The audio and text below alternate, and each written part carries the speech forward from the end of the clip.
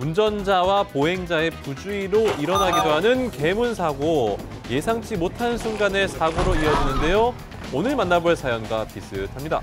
주전자 옆을 지나가는데 주전자에서 갑자기 팝콘이 팍 튀어나오면 깜짝 놀라시겠죠. 교통사고도 갑작스럽게 팝콘이 튀어나온 거랑 비슷한 경우가 있습니다. 영상 먼저 보시겠습니다. 제보자는 교차로에서 우회전을 하기 위해 3차로로 차선 변경을 했습니다. 잘 가나 싶더니 사고가 발생하고 말았습니다. 버스에서 하차하는 승객과 접촉사고가 나고 말았습니다. 거기서 이제 그렇게 사고가 날 줄은 진짜 상상도 못했으니까 많이 놀랐고, 다행히도 이제 크게는 안 다치셨고 그냥 발등에 실금이 갔다고 그렇게 들었습니다.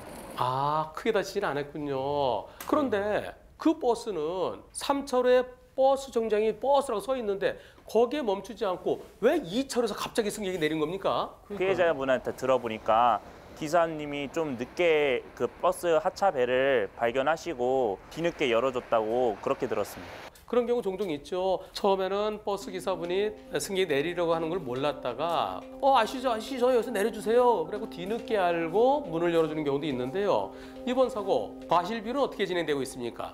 과실 비율은 안 나왔고, 버스 측에서 다음 날에 연락이 왔었는데 3차선으로 차로 변경하다가 난 사고니까 저보고 주 가해자라고 제 과실이 더 크다고 그렇게 말을 했습니다. 버스 운전자의 주장은 뒤쪽을 보니까 제보자 차가 오긴 오는데 미리 오른쪽으로 안 들어가니까 우측으로 들어올 거는 몰랐다. 3차로로 진로 변경을 몰랐다. 그래서 문을 열어줬는데 그때 마침 들어왔다. 따라서 일종의 급차로 변경이나 마찬가지다. 그런 주장을 하는군요. 자, 그렇다면 이번 사고에 있어서요. 여기서 미리 들어가지 않고 버스에 가까이에서 들어간 이유는 뭔가요? 왜 그랬었나요?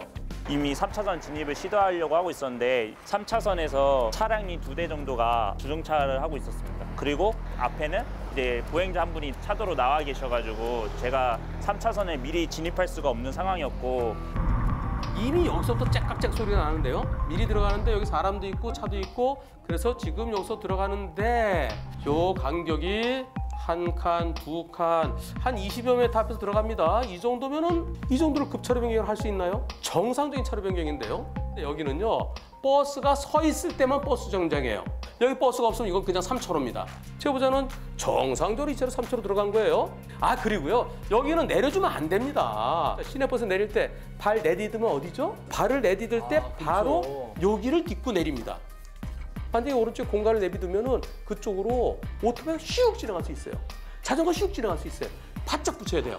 그런데 2차로에, 완전히 2차로에 문을 열면 안 됩니다. 버스가 승객을 내려줄 땐 여기에 내려줘야죠. 여기서 문을 연다는 건 있을 수가 없는 일이에요. 예상할 수 없었던 일입니다. 이번 사고는 버스가 제일 많이 잘못했고요. 승객도 아무리 버스가 늦게 내려주더라도 차들이 다닐 수 있는 공간에 살피고 내려야 돼요. 따라서 이번 사고는 버스 80, 승객 20. 제보자는 잘못이 없어야만 되겠습니다. 버스에서 승하차할 때는 꼭 정류장을 이용해 주시기 바랍니다. 좌회전을 시도하다가 직진 차량과 부딪히는 사고가 자주 일어납니다. 천천히 좌회전하는 차도 예외는 아닌데요. 교차로에서는 더 큰 주의가 필요합니다. 신호대기 하고 있다가 좌회전 신호를 받고 정상적으로 출발했는데 꽝! 영상 보시겠습니다. 좌회전 신호등에 불이 들어오는 것을 확인한 후에 제보자는 천천히 좌회전을 시도했습니다. 핸들을 꺾는 순간 갑자기 나타난 상대차와 추돌했습니다. 신호등을 보고 옆에 횡단보도 보행자 신호도 들어왔으니까 당연히 직진 차선은 없겠지 하고 그쪽으로 지나가고 있었고, 거의 진입이 다 될랑 말랑 하는 상황에서 뒤에서 나타나는 차가 저를 받아버리니까 저는 이제 이 차 뭐야, 신호등 위반 아니야? 이제 이렇게 이제 화가 나는 상황이 된 거죠. 그렇죠. 제보자 차량과 상대방 차량 모두에게 만만치 않은 수리 비용이 나오고 말았습니다. 신호 떨어지면서 갑자기 나가다 보면은 황색불에 멈춰야 되는데 멈추지 않고 붕 달려오는 차로 사고 날 수도 있습니다. 제보자가 어떻게 갔나 다시 보시겠습니다. 자, 빨간불에 좌회전 대기 중인데요. 차 한 대 지나가 이때 들어왔어요. 좌회전 신호인데 2차 지나가고 2초 지난 다음에 출발합니다. 좌회전 신호 떨어졌지만 바로 출발한 게 아니고요. 신호 위반, 빨간불에 신호에 달려오는 차를 보고 그 차 보내주고 약 2초 정도 여유 있게 출발했습니다. 그런데 쾅! 그러면 오른쪽에 선 차, 그 차 신호 위반한 건데요.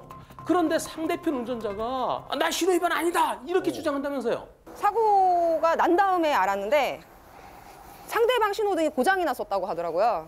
그 보험사 직원이 얘기를 출동해서 해주셨는데 제 쪽 신호는 다 살아있는데 그쪽 신호만 좀 고장나서 신호등이 고장 났어요? 고장이 났다. 아까 정상적이었는데 조금 전에 상대차 녹색불 켜져 있었어요. 보실까요? 여기 녹색불 켜져 있는데 여기 녹색불 계속 켜져 없어졌네? 다 찍혔네. 이상하다. 좌회전 신호 들어오고 아니 제보자는 좌회전 신호를 보고 가는데 이쪽이 이 불이 나갔나요? 이 전구가 나갔나요? 여기 불이 켜져 있어도 빨간 불이 들어와야 되는데 빨간 불이 안 들어온 것 같네요. 그렇군요. 이야, 그 순간에 요게 요때 딱 나갔네요. 그러니까 상대편 운전자는 난 신호등 고장났다 그래 나 신호 위반 아니다. 그래서 나 백동 인정 못한다. 그런 입장인가요? 신호 위반은 경찰서가 아니라고 했으니까 무과실은 아니다 그쪽이. 백대형 과실은 인정 못한다. 뭐 이런 식으로 말씀을 하셨대요. 경찰에서 제보자가 신호에 따라 좌회전했지만 상대편은 신호 위반은 아니다. 근데 그건 맞는 얘기입니다. 근데 신호등이 없거나 신호등이 꺼져 있거나 그럴 때는 신호 위반은 아니에요. 하지만 신호등이 없는 교차로 어떻게 가야 되죠? 천천히. 신호 없는 교차로선 첫째가 서행입니다. 근데 서행하지 않고 그냥 냅다 달렸어요. 그게 잘못이죠. 제보자는 어떻게 갔죠? 아까 내가 빨간불에 내가 서 있었고 이쪽으로 녹색 신호의 차들이 다니고 그때 내가 기다려줬고 이제는 내 신호가 떨어졌으니까 제보자가 여기서 이쪽 신호등 들어왔나 안 들어왔나 혹시 꺼진 거 아닌가 그걸 봐야 되나요? 그건 아니죠. 제보자는 이 신호를 믿고 가면 됩니다. 제보자는 잘못이 하나도 없고요. 상대편은 잘못이 있고요. 과연 그 잘못이 이 신호등 관리를 잘못한 도로관리청의 책임이냐? 그건 자기들끼리 문제입니다. 따라서 제보자에겐 잘못이 없고 이번서는 100대 0이어야 되겠습니다.